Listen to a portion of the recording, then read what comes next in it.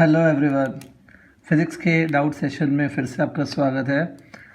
आज इस फिज़िक्स के डाउट लेक्चर में हम अखिलेश का डाउट सॉल्व करेंगे। अखिलेश हमारा एक स्टूडेंट है।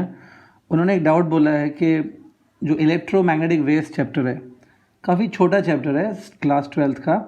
तो इलेक्ट्रोमैग्नेटिक वेव्स जो चैप्टर है उसमें एक छोटी सी डेरिवेशन है जो जेई या नीट के एग्ज़ाम्स के लिए काफ़ी काम आती है। वो है the derivation for energy density of electromagnetic wave. तो इसमें उनको समस्या हो रही है, मतलब समझ में नहीं आ रहा है क्या लिखा है, क्लियरिटी नहीं है। तो चलिए आज अखिलेश का ये डाउट क्लियर कर लेते हैं। The derivation of energy density of electromagnetic waves. सबसे पहले एनर्जी डेंसिटी क्या होता है? एनर्जी डेंसिटी मतलब एनर्जी स्टोर्ड पर यूनिट वॉल्यूम। जितना एनर्जी यूनिट वॉल्यूम में प्रेजेंट है that is called energy density. तो पहले तो ये चीज़ ध्यान में रखो, एनर्जी प्रेजेंट इन द पर volume that is called energy density. अब सबसे पहले यहाँ पे इलेक्ट्रोमैग्नेटिक वेव्स की बात चल रही है, तो आपको याद होगा इलेक्ट्रोमैग्नेटिक वेव्स कुछ इस प्रकार की दिखती है ना। इलेक्ट्रोमैग्नेटिक वेव्स में ये देखिए, along the Y direction electric field है जो ऑसिलेट होती रहती है। मतलब किसी भी पॉइंट पे इलेक्ट्रिक फील्ड जो है वो अलॉन्ग वाई डायरेक्शन है और वो ऑसिलेट होती रहती है। It keeps on changing between maximum and minimum values. Magnetic field जो है वो अलॉन्ग z डायरेक्शन है और जो x डायरेक्शन है it's a direction of propagation. Suppose ये है। अब इलेक्ट्रोमैग्नेटिक वेव में क्या होता है?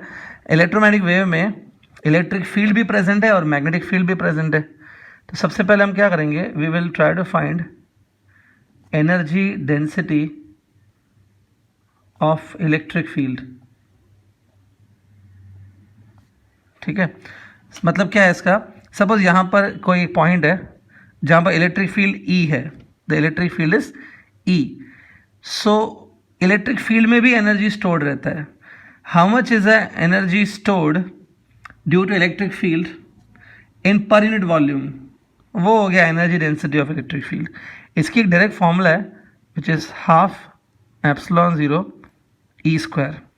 कहीं पे सपोज इलेक्ट्रिक फील्ड अगर ई है, सही, कहीं पे इलेक्ट्रिक फील्ड ई है तो उस इलेक्ट्रिक फील्ड की वैल्यू ई है, तो उस इलेक्ट्रिक फील्ड की वजह से जो वहाँ पे एनर्जी स्टोर्ड होगी per volume that is energy density due to electric field, वो इतना रहता है।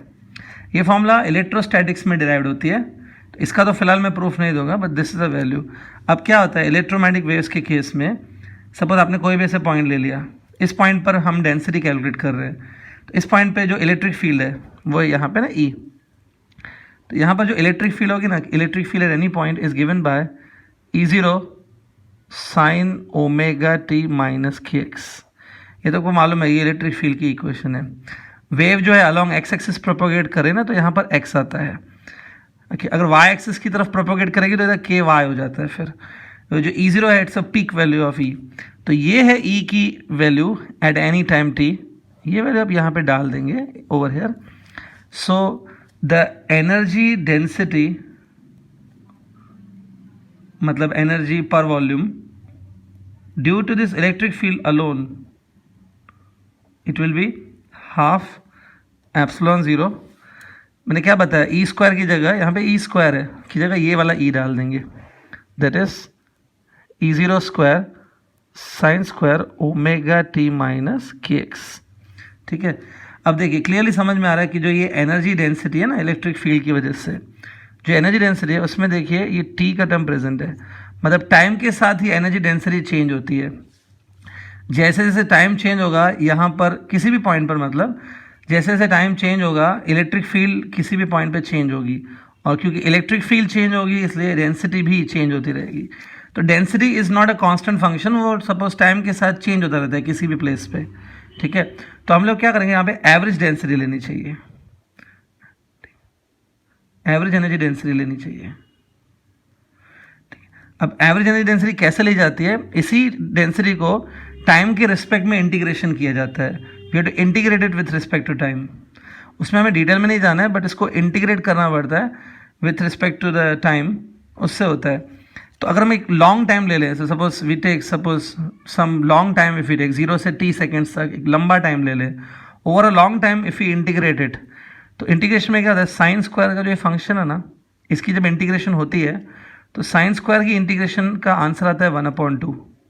तो अगर आप इसको इंटीग्रेट करोगे ओवर अ लॉन्ग टाइम, ठीक है, मतलब लॉन्ग टाइम लेके उसके लिए एवरेज एनर्जी डेंसिटी अगर निकालें तो उस इंटीग्रेशन में साइन स्क्वायर की वैल्यू 1/2 आती है. सो सपोज साइन स्क्वायर की वैल्यू 1/2 हो गई, so overall it will become 1/4 epsilon 0 E0 square. ये है average density due to electric field.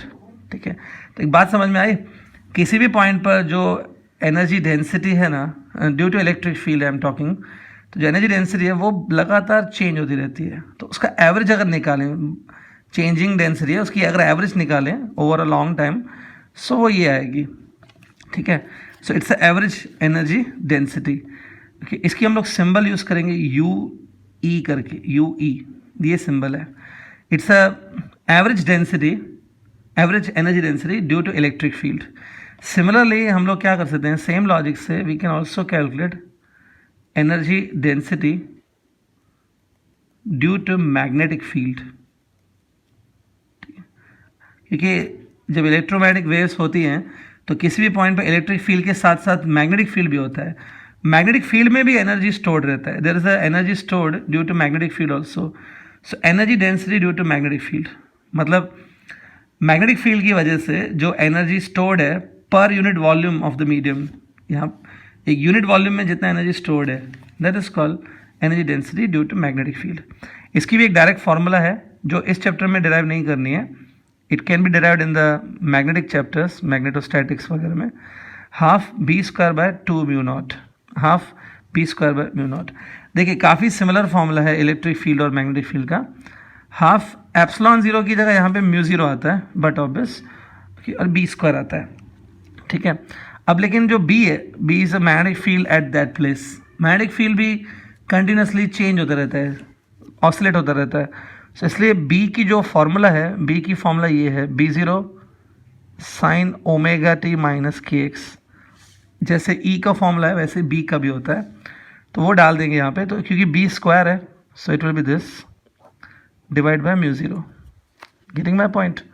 ठीक है, तो ये देखिए ये है energy density, that is energy per volume stored because of the magnetic field.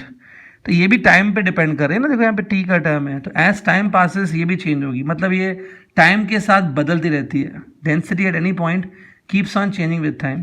तो फिर से हम क्या करेंगे, अगर हम लोग एवरेज एनर्जी डेंसिटी निकालें, average energy density okay over a long time, उसके लिए इसका इंटीग्रेशन वगैरह करना पड़ता है. तो सेम होगा, वापस इंटीग्रेशन ऑफ साइन स्क्वायर जब करेंगे तो इसका आंसर आता है 1/2 over a long time if you integrate. So इसका आंसर 1/2 आएगा. तो ultimate it will become 1/4 B0 square by mu 0. ठीक है, तो देखिए ये इलेक्ट्रिक फील्ड के लिए है. It's a average density due to electric field and this is the average density due to magnetic field. इसको यू बी से डिनोट करेंगे, यू बी से. ठीक है जी, क्लियर? तो पहले यहाँ तक समझ के लो. ठीक है, so on an average the density at any place, the energy density due to the electric field over there, it is this one and this is the expression for average density due to magnetic field. ठीक है जी, आगे बढ़ते हैं.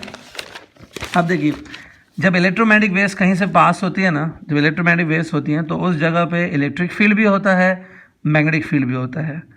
ये है energy density due to electric field और ये है energy density due to magnetic field. दोनों प्रेजेंट होती है ना, तो दोनों को प्लेस करो. That is a average energy density, it is a average energy density due to electromagnetic waves.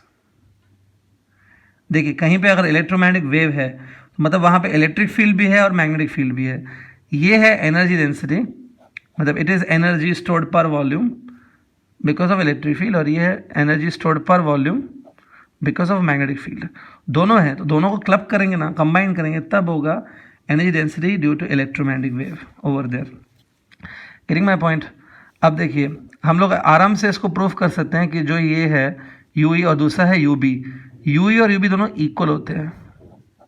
Yes, it's a very important fact that energy density, I am talking about average energy density because of electric field and average energy density because of magnetic field, दोनों क्या होते हैं, equal. अब अगर किसी को चाहिए कि सर ये कैसे प्रूफ करेंगे कि दोनों इक्वल हैं, वो मैं आपको बताता हूँ. सी आप यू ई से स्टार्ट करो. It's a average energy density due to electric field, याद है? इसकी वैल्यू थी 1/4 एप्सिलॉन 0 E0 स्क्वायर, ठीक है। अब एक फॉर्मूला होती है E0 upon B0 is equal to C, ये मालूम होगी आपको। सो E0 को क्या लिख सकते हैं? B0 टाइम्स C, बराबर B0 टाइम्स C की आप वैल्यू ये लिख दो 1/√μ0 एप्सिलॉन 0, ये मालूम होगा आपको C की वैल्यू।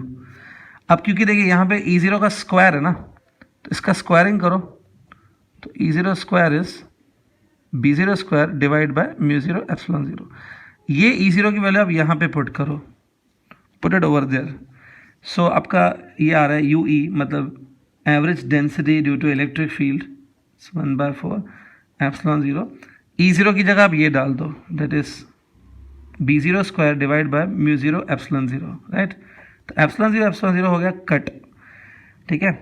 जो बचा है वो देखो क्या बचा है, B0 स्क्वायर बाय 4μ0। ये आप चेक करके बताओ, ये तो मैग्नेटिक डेंसिटी है ना, it's average energy density due to magnetic field, मतलब ये UB है, तो प्रूफ हो रहा है कि UE and UB are equal. See to it 1/4 epsilon 0 E0 square is same as 1/4 B0 square μ0। So मतलब ये दोनों इक्वल हैं UE और UB। तो इसी फॉर्मूला में अगर मैं यहाँ पे ऐसे लिख दूँ UE plus UE, UE plus UE, so ये क्या 2UE ना। So average energy density due to electromagnetic wave is 2UE। मैं यहाँ पे इसको आगे बढ़ा रहा हूँ, ठीक है। तो average energy density at any point due to electromagnetic waves it's given by 2 times UE, ठीक है जी। सो 2 टाइम्स UE कितना था? UE था 1/4 एप्सिलॉन 0 E0 स्क्वायर। सो ये हो गया अल्टीमेटली 1/2 एप्सिलॉन 0 E0 स्क्वायर, ठीक है। क्या मैं ऐसे भी कर सकता हूँ, 2 टाइम UE की जगह 2 टाइम UB भी लिख सकता हूँ, क्योंकि UE और UB तो इक्वल थे, तो 2 टाइम UE की जगह 2 टाइम UB भी लिखा जा सकता है, isn't it? So 2 times UB का वैल्यू क्या था? 1/4 B0 स्क्वायर बाय μ0, सॉल्व करो, इट इज 1/2 B0 स्क्वायर μ0। ये है फॉर्मूला, ये दोनों चल सकती है। ये है formula for average energy density at any place due to electromagnetic waves, ठीक है। काफ़ी बार कन्फ्यूजन होता है इस डेरिवेशन में, लेकिन मैं आपको बता दूं, न्यूमेरिकल सॉल्व करने के लिए या MCQ सॉल्व करने के लिए आपको सिर्फ 2 पॉइंट्स याद रखनी है इस पूरे डेरिवेशन में। एक तो आप ये फाइनल फार्मूला याद रखो, that what is the average energy density of EM wave, और दूसरा क्या रखो कि average energy density due to electric field and due to magnetic field they are equal, both of them are equal. मतलब जितनी energy density electromagnetic wave में electric field की वजह से होती है, उतनी मैग्नेटिक फील्ड की वजह से होती है। और ये फॉर्मूला याद रखो, बस सिंपल है, आराम से कर लो। So I hope it's very clear. Akhilesh, आपका डाउट क्लियर हुआ? बाकी स्टूडेंट को भी जो डाउट है आप ईमेल करो, ईमेल आईडी मैंने दिया है, कमेंट करो, ईमेल करो, आपको आंसर मिल जाएगा। Okay, till then bye bye, take care.